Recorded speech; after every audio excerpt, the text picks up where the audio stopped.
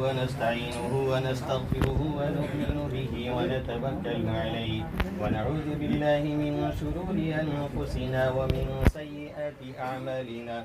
من يهده الله فلا مضل له ومن يضلله فلا هادي له، ونشهد أن لا إله إلا الله وحده لا شريك له، ونشهد أن سيدنا وقدوتنا وحبيبنا ومولانا محمدا عبده ورسوله.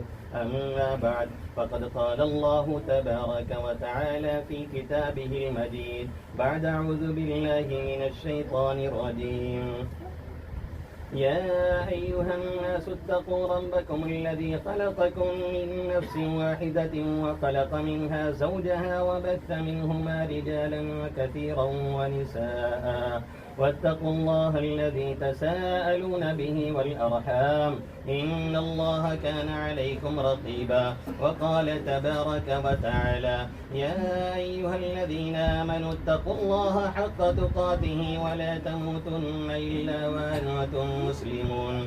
وقال تبارك وتعالى: يا أيها الذين آمنوا اتقوا الله وقولوا قولا سديدا يصلح لكم أعمالكم ويغفر لكم ذنوبكم، ومن يطع الله ورسوله فقد فاز فوزا عظيما. وقال النبي صلى الله تعالى عليه وسلم: يا معشر الشباب من استطاع منكم الباءة فليتزوج، فإنه أغض للبصر وأحصن للفرج، ومن لم يستطع فعليه بالصوم فإنه له وجاء. وقال: تزوجوا الولود الودود فإني مكاثر بكم الأمم.